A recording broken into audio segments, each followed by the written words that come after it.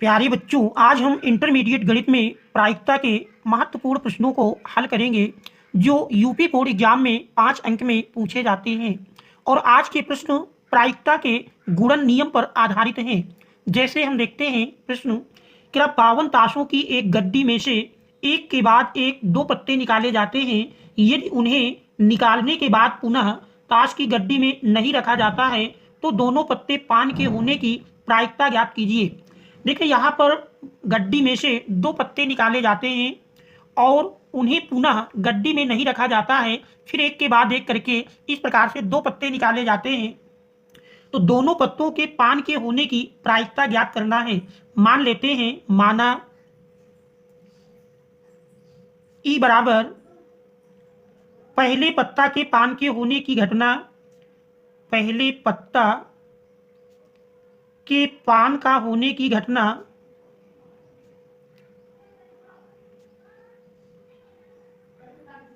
और एफ बराबर दूसरे पत्ते के पान का होने की घटना।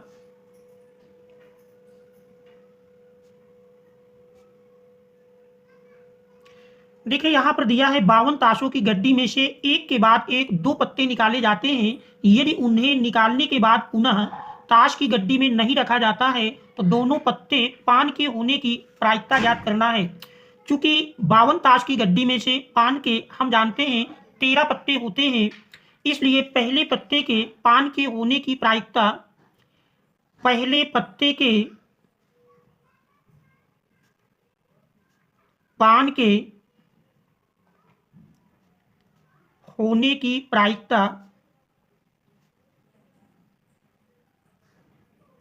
देख रहे हैं हमने पहले पत्ते के पान होने की घटना को ई माना है तो पी ई बराबर मिल जाएगा अनुकूल ढंग। चूंकि 13 पत्ते पान के होते हैं तो अनुकूल ढंग 13 होंगे और कुल पत्ते 52 होते हैं तो 13/52 सरल करेंगे, 13 एकम 13, 13 चौको 52 तो बराबर 1/4 मिल जाएगी।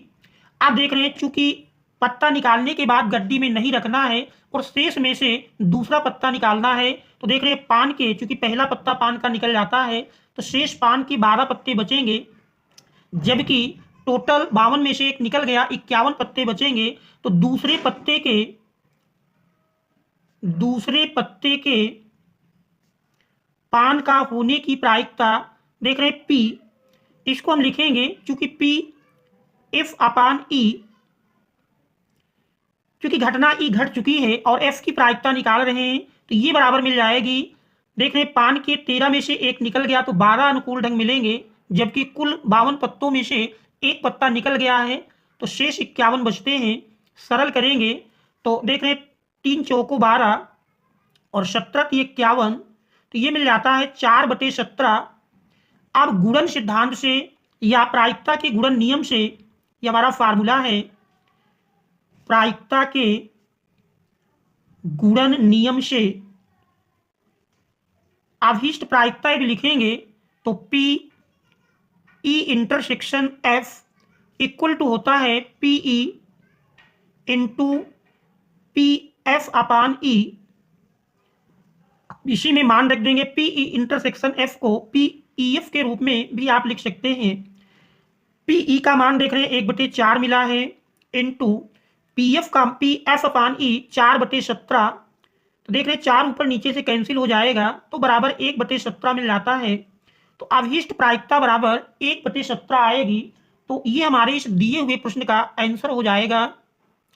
तो प्रायिकता के गुणन नियम में आप यही समझेंगे कि सबसे पहले पहली घटना होने की प्रायिकता निकाल लेंगे, इसके बाद उस घटना घटने के बाद जो शेष बचता है उसके आधार पर दूसरी घटना की प्रायिकता निकालेंगे और गुणन नियम से फिर दोनों का अभीष्ट गुणनफल ही अभीष्ट प्रायिकता होगी। तो ये हमारे इस दिए हुए प्रश्न का आंसर होगा। हम देखते हैं एक दूसरे महत्वपूर्ण प्रश्न को। देखें प्रश्न में दिया है एक कलश में 10 काली और 5 सफेद गेंद हैं। 2 गेंद एक के बाद एक निकाली जाती हैं और पहली गेंद दूसरी गेंद निकालने के पहले वापस नहीं रखी जाती है। मान लीजिए कि कलश में से प्रत्येक गेंद का निकालना समसंभाव्य है, तो दोनों काली गेंद निकलने की प्रायिकता क्या है। तो देख रहे कलश में 10 काली और 5 सफेद गेंद दी हुई हैं। एक कलश है जिसमें 10 काली और 5 सफेद गेंद हैं। तो कलश में देख रहे हैं 10 काली और 5 सफेद, कुल मिलाकर 15 गेंद हैं। हमको ज्ञात करना है दोनों काली गेंद निकालने की प्रायिकता। मान लेते हैं, माना ई बराबर पहली काली गेंद निकाले जाने की घटना, पहली काली गेंद निकाले जाने की घटना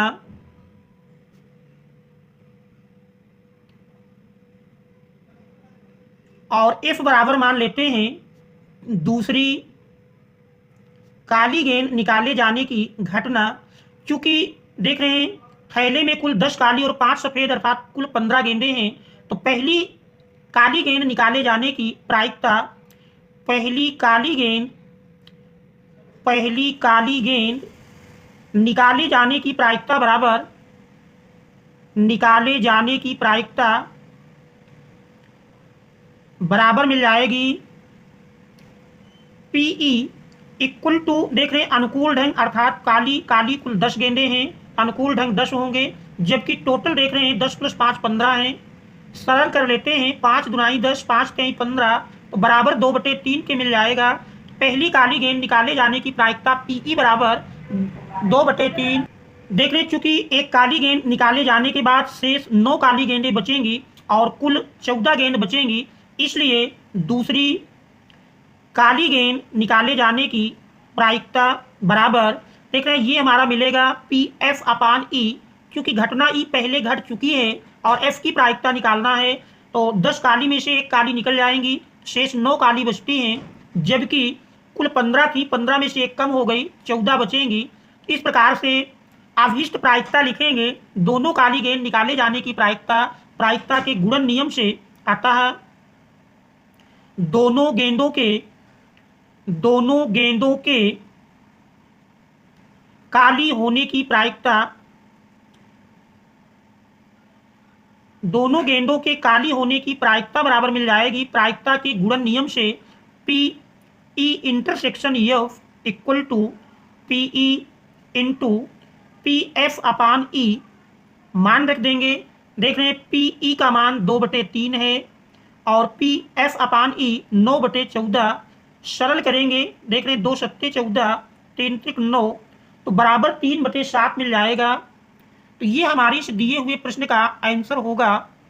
तो देख रहे हैं ये प्रश्न यूपी बोर्ड एग्जाम में 5 अंक में पूछे जाते हैं और ये यूपी बोर्ड एग्जाम 2025 की दृष्टि से मोस्ट इंपॉर्टेंट हैं। तो आशा है कि आप स्टेप टू स्टेप प्रश्नों का हल समझ गए होंगे। फिर भी कहीं किसी स्टेप में कोई समस्या हो तो कमेंट्स के माध्यम से अवश्य अवगत कराएं। Thanks all of you for watching.